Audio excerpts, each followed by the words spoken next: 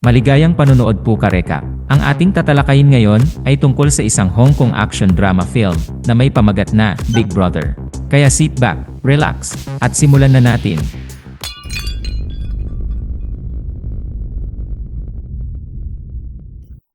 Nagsisimula ang pelikula mga ka-recap nang ipinakita sa atin ang ating bida na si Henry na bumalik sa Hong Kong matapos maglingkod sa US military ng maraming taon. Sa puntong ito, ay nais niyang simulan ang kanyang bagong buhay bilang guro, kaya't binisita niya ang kanyang dating paaralan, na ang Tak Chai Secondary. Pinaalala ng punong guro sa kanya, na wala siyang karanasan sa pagtuturo. Ngunit matapos ipakita ang isang rekomendasyon mula sa isang mataas na opisyal ng military, ay binigyan siya ng trabaho.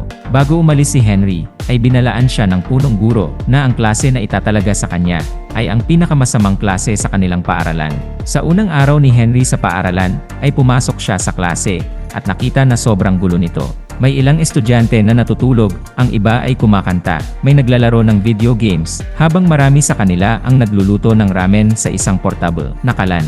Kahit na pumasok na ang guro, ay wala silang pakialam, at patuloy lang sila sa kanilang ginagawa. Sinubukan ni Henry na kunin ang kanilang atensyon, ngunit nagpanggap silang hindi siya naririnig. Kaya, napagpasyahan niyang itigil ang kanyang pagpapansin, at pumunta sa paligid ng silid-aralan, at nagbigay ng komento sa mga bagay na kanilang ginagawa. Ang mga estudyanteng nagluluto ay pinayuhan niya na kumain ng mas kaunting ramen dahil ito ay naglalaman ng sobrang sodium. Nilapitan din ni Henry ang isang lalaking nagngangalang Zufa na nagpatugtog ng ukulele at tinulungan ito. Pagkatapos, ay binalaan niya ang isang estudyanteng naglalaro ng video games tungkol sa radiation na maaaring matanggap mula sa matagalang pagtingin sa screen buong araw. Nang magsimulang makinig sa kanya ang mga estudyante, ay ipinakilala niya ang kanyang sarili at isinulat ang kanyang pangalan at numero sa pisara. Di nagtagal, ay nagtawanan ang mga estudyante dahil sa pangit na sulat niya. Pagkatapos, ay may tumawag sa kanya mula sa mga estudyante at inutusan siyang umalis sa klase, ngunit itinawa na lamang ito ni Henry. Sa puntong ito ka-recap, ay hindi pa alam ng mga estudyante ang kanyang tunay na pagkatao at patuloy lang sa mga gawain na kanilang ginagawa. Nang di talaga nakikinig ang mga estudyante sa kanya, ay gumamit siya ng rubber band at chalk upang i-activate ang sprinkler sa silid. Dahil sa nangyari, ang mga estudyante ay agad na pumunta sa isang silid upang hindi mabasa. Sa wakas, ay nakakuha siya ng kanilang buong atensyon at opisyal silang binati sa kanyang klase. Pagkatapos ng klase ka-recap, ay nagtitipon ang isang grupo ng 5 estudyante sa pinakamababang ranggo sa sports supply room para magyosi. Ang leader ng grupo na si Jack ay may gusto sa isang estudyanteng may mataas na grado mula sa ibang klase. Ngunit pinagtatawanan siya ng iba nang makita siyang nakatitig sa larawan nito. May alitan kasi ang grupo sa mga mayayaman at spoiled na mga bata mula sa basketball team ng paaralan. Pumasok sila sa supply room at binuli si Jack tulad ng dati dahil siya ay mahirap lamang. Sa sumunod na eksena ka-recap, ay nagte-training ang basketball team habang pinapanood sila ni Jack at ng grupo mula sa malapit. Iginulong ni Jack ang bote sa court na sanhi upang madulas ang leader ng team. Tumawa ang grupo, ngunit binigyan sila ng detention ng English teacher ng paaralan na si Miss Liang. Upang maiwasan ang detention, ay gumawa sila ng prank sa kanya, at tumakas sila, nang siya'y abala sa paglilinis ng mesa niya. Sa sumunod na eksena ka-recap, ay nababahala ang punong guro ng paaralan, dahil plano ng Education Board na bawasan ng 20% ang kanilang taunang pondo. Bumisita ang mga board member para magkaroon ng tour sa paaralan, at inspeksyonan kung saan ginagamit ang pondo. Sa parehong oras, pumasok si Henry sa silid-aralan kung saan inayos ng mga estudyante ang isang balde ng tubig, para gawin siyang katatawanan. Ngunit mas mabilis ang kanyang mga galaw kaysa pagkahulog ng balde at agad itong itinulak palayo. Dahil sa nangyari, ay natulala ang mga estudyanteng naghihintay na biruin siya. Pagkatapos, ay humingi si Henry ng yosi kay Jack dahil alam niyang naninigarilyo ang binata. Binigyan siya ni Jack ng yosi at pagkatapos ay tinanong ni Henry si Zufa kung ano ang 3 sangkap na nasa isang sigarilyo. Nang nasagot ito ni Zufa ng tama, ay pinayagan siyang umuwi ng maaga sa araw na yon. Dahil dito, ay nagsimula ang lahat na magtampisaw sa kanilang mga mesa, dahil gusto din nilang umuwi ng maaga. Nang tumigil na sila, ay binigyan niya ang lahat ng estudyante ng isang sigarilyo, at pinakiusapang suriin ito. Alam ni Henry na kung simpleng babanggitin lang niya ang epekto nito sa kanilang kalusugan, ay hindi ito seryosohin ng mga estudyante. Kaya sa halip ay tinatanong niya sila tungkol sa mga epekto ng paninigarilyo at ipinaliliwanag kung paano nabubuo ang tar sa kanilang mga baga. Sa unang pagkakataon ay naglaan sila ng atensyon sa guro at tunay na interesado na silang matuto. Pagkatapos ng bell ay hinihingi niya sa kanila na ibalik ang mga sigarilyo at ang mga estudyante ay pumayag ng may pag-aalinlangan. Sa sumunod na eksena ka-recap, sa cafeteria, ay ginugulpi ng kapitan ng basketball team ang kaibigan ni Jack na si Bruce na nadapa sa kanilang mesa. Dahil dito ay naging sanhi ito ng pag-aaway sa pagitan ng dalawang grupo. Nagtatapon sila ng pagkain at mesa sa isa't isa na sumira sa lugar. Sa kalaunan ay binalaan si Henry na 5 estudyante mula sa kanyang klase ang pansamantalang sususpendihin dahil sa pagsimula ng gulo. Di nagtagal ay natagpuan ni Henry si Jack na nakikipaglaban sa kanyang mga kaaway. At nang hilingin ni Henry na kumalma ang binata, ay inakusahan ni Jack ang paaralan na hindi makatarungan dahil walang parusa sa mayayaman na mga bata. Sa araw ding iyon, pagkatapos ng klase, ay binabasa ni Henry ang mga file ng 5 estudyante upang malaman pa ang higit tungkol sa kanila. Ang unang lalaki ay si Zufa, na anak ng isang Pakistani immigrant na laging binubuli dahil sa kanyang lahi. Madalas siyang inaakusahan ng pandarambong ng mga pulis sa kanyang lugar. Ang tanging hangarin lang naman ni Zufa sa kanyang buhay ay maging isang musikero. Ang pangalawang estudyante naman ka-recap ay isang babae na nagngangalang Denan. May itinago siyang sama ng loob sa kanyang ama mula pa nang siya'y ipanganak dahil nais ng kanyang ama ng isang lalaki. Sa buong buhay ni Denan ay sinikap niyang makamit ang respeto ng kanyang ama, pati na ang pagputol ng kanyang buhok at paglalaro ng laruang kotse upang magpretend na lalaki siya.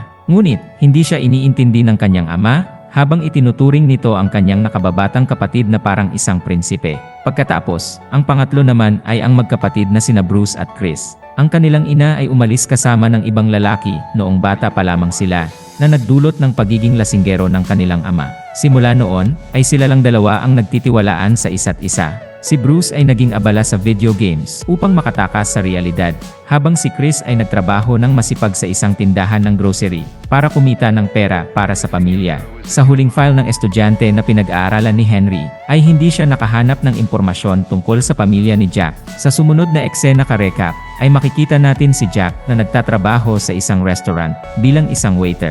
Maya-maya, ay dumating ang isang better na si Jianying sa restaurant kasama ang kanyang mga kasosyo. Nang hindi tinitingnan si Jianying, ay ninakaw ni Jack ang kanyang social na lighter, ngunit nahuli siya sa proseso. Kaya, binugbog siya ng mga kasama ni Jianying at tiningnan ang kanyang ID. Matapos malaman na estudyante siya, ay binigyan siya ng pera at inalok na magtrabaho bilang kanilang delivery man ng pagkain. Sa sumunod na eksena ka-recap, ay bumisita si Henry sa tahanan ni Zufa at nakita niya ito na tumatakbo palayo mula sa kanyang ama at mga kasama matapos magnakaw ng ticket. Tinulungan siya ni Henry sa una, ngunit pagkatapos malaman kung bakit siya hinahabol, ay kumampi ang ating bida sa ama ni Zufa. Pagkatapos ay pumunta sila ni Henry at Zufa sa tulay para magkwentuhan. Upang gawing masigla si Zufa na gawin ang anuman na gusto niya, ay kumanta si Henry kasama ang isang banda na nagtatanghal sa kalsada. Ilang segundo pagkatapos ay sumali si Zufa at kumanta sa harap ng mga tao sa unang pagkakataon matapos siyang mabuli sa paaralan ilang taon na ang nakakaraan.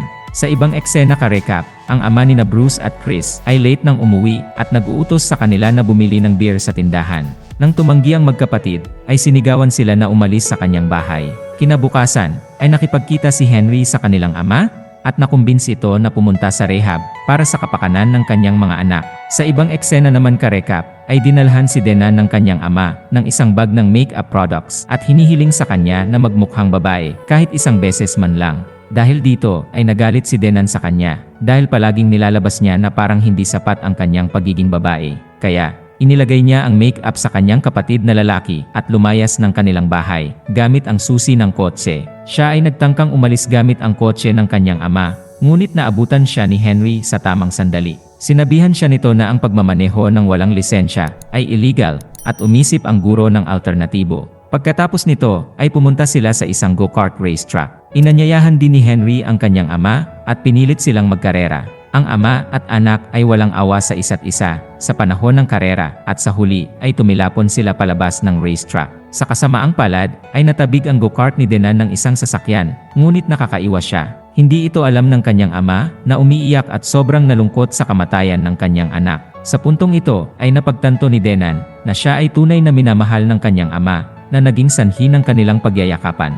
Kinabukasan sa paaralan, sina Bruce at Chris kasama ang kanilang grupo ay ipinadala sa isang rehabilitation center upang makapanayam ng isang naghihingalong alkoholiko. Nagulat sila nang makita na ang taong kanilang kailangang interviewin ay ang kanilang ama. Tinanong siya ng mga estudyante kung paano siya nagsimulang uminom.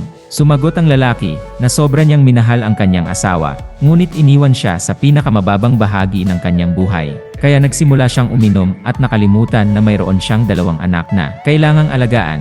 Hindi ibinunyag ng lalaki na sina Bruce at Chris ay kanyang mga anak, ngunit humingi siya ng tawad sa kanila. Sa dulo nito ay naiwan ang magkapatid na umiiyak. Sa ibang eksena naman ka-recap, ay nagsimula ng magtrabaho si Jack para sa MMA better na si Jianying. Inaalok ni Jianying si Jack ng malaking halaga ng pera upang lagyan ng droga ang iniinom na tubig ng isang fighter sa susunod na laban. Saka na lamang sumang-ayon si Jack dahil napilitan siyang tanggapin ang alok. Sa araw ng laban, ay sinuportahan ni Jianying ang isang fighter, ngunit nagtaya siya ng pera sa kanyang pagkatalo. Inilagay ni Jack ang droga sa iniinom na tubig ng fighter, ngunit nahuli siya habang ginagawa ito. Bago niya malaman na tinraidor siya ni Jianying, ay binugbog siya at isinara sa loob ng locker. Ilang sandali ang lumipas ay dumating si Henry at tinanong ang mga fighters kung nakita ba nila ang kanyang estudyante. Pinayuhan siya ng mga lalaki na umuwi, ngunit si Jack, mula sa loob ng locker, ay sumigaw ng tulong. Nang malaman ng guro na siya ay ikinulong, ay sinugod siya ni Henry at madali itong nilabanan ang mga kalaban.